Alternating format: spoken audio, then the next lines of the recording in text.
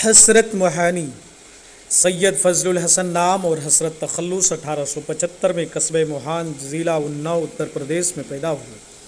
بعض کتابوں میں ان کا سن پیدائش 1880 اور 1881 بھی ملتا ہے۔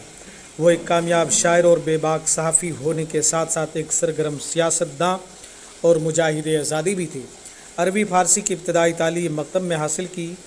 1898 میں گورنمنٹ ہائی اسکول فتح پور سے میٹرک کا امتحان پاس کرنے کے بعد 1899 میں محمڈن اینگلو اورینٹن کالج موجودہ علی گڑھ مسلم یونیورسٹی میں داخلہ لیا۔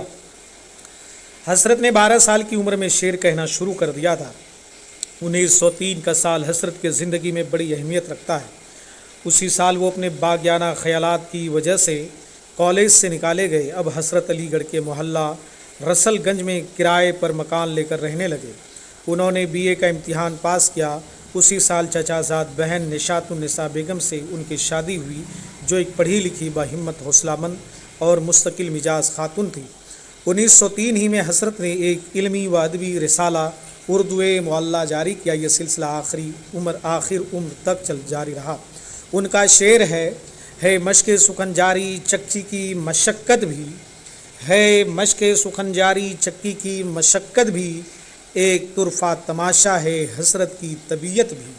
اردو معلّہ میں ادبی اور سیاسی دونوں مضامین شائع ہوتے تھے۔ اس پرچے نے اہل ہند خصوصاً مسلمانوں کی سیاسی بیداری میں اہم رول ادا کیا۔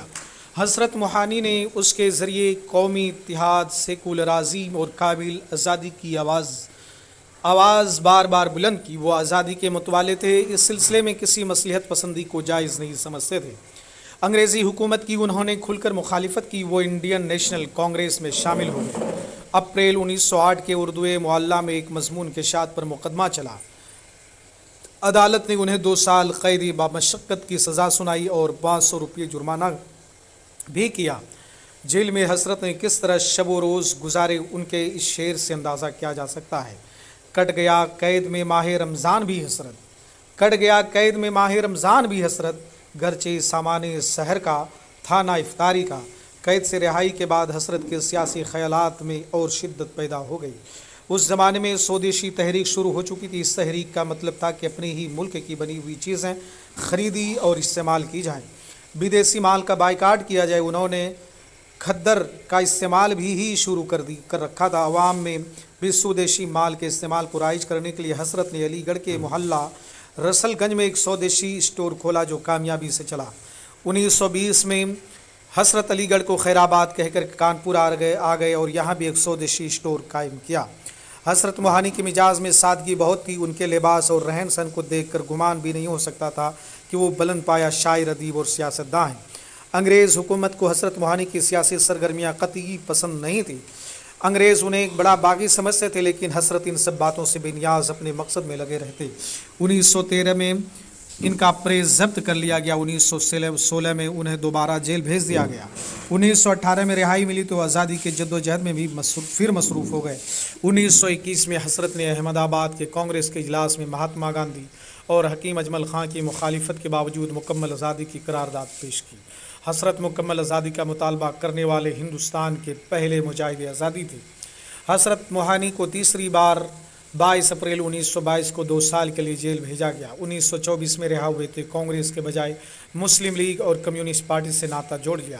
1942 میں حسرت مسلم لیگ کے نمائندے کی حیثیت سے کانپور سے UP اسمبلی کے ممبر چنے گئے اور پھر پارلیمنٹ کے ممبر ہوئے۔ ہندوستان کا آئین مکمل ہوا تو حسرت نے اس پر دستخط کرنے سے یہ کہہ کر انکار کر دیا کہ یہ ان کے خوابوں کی تعبیر نہیں ہے۔ حسرت موہانی کی سیرت اور کردار کا اندازہ ان چند واقعات سے کیا جا سکتا ہے۔ ایک مرتبہ کانپور کے ایک سوداگر جو حسرت سے عقیدت رکھتے تھے، ان سے ملنے آئے تو دیکھا کہ وہ کچھ لکھ رہے ہیں۔ یہ سلام کرنے کے بعد شکستہ بوریے پر ادب کے ساتھ بیٹھ گئے۔ حسرت لکھتے جاتے اور بیچ بیچ میں ان سوداگر سے بھی بات کرتے جاتے۔ حسرت کی پشت پر ایک پھٹا پرانا پردہ لٹک رہا تھا۔ وہ پردے کے پیچھے سے کچھ نکالتے اور منہ میں رکھ لیتے اور ڈیسک پر رکھی گڑ کی ڈلی سے تھوڑا گڑ کھا لیا کرتے۔ سوداگر صاحب خاموشی سے دیکھتے رہتے۔ جب ضبط نہ ہوا تو عرض کی، آپ کیا کھا لیتے ہیں؟ کچھ خادم کو بھی عطا ہو۔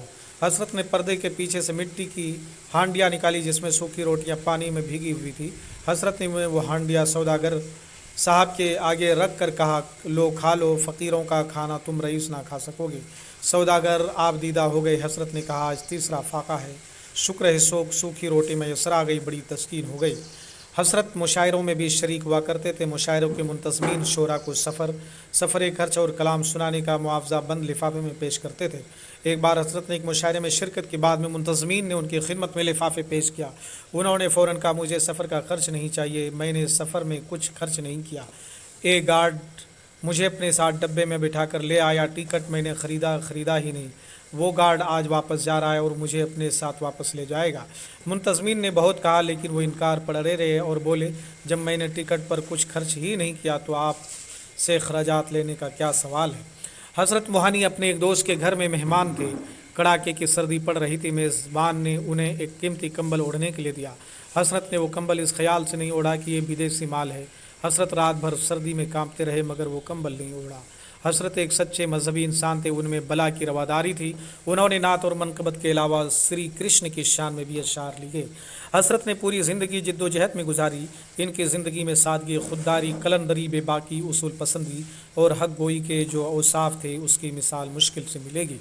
तहरीक आज़ादी के सिलसिले में उन्हें रईसुल इहरार के लक़ब से याद किया गया। उनका इंतकाल 13 मई 1951 को लखनऊ में हुआ। आज वो फरंगी महल लखनऊ के कब्रिस्तान अनवार बाग में दफन हैं, लेकिन सच पूछिए तो उनकी जगह हर सच्चे मुहिब्बे वतन के दिल में है। तो ये रहा हसरत मोहानी के ऊपर बेहतरीन और शानदार जानदार मजमून। दोस्तों, अगर आपको हमारी ये पेशकश आपको पसंद आए तो आप हमारे चैनल को सब्सक्राइब कीजिए, लाइक कीजिए और अपने दोस्तों के साथ में शेयर कीजिए, ताकि दूसरे भाई भी फ़ायदा उठा सकें इस मजमून से और वो तमाम तर इम्तिहानात में कामयाबी हासिल कर सकें। शुक्रिया। खुदा हाफिज़।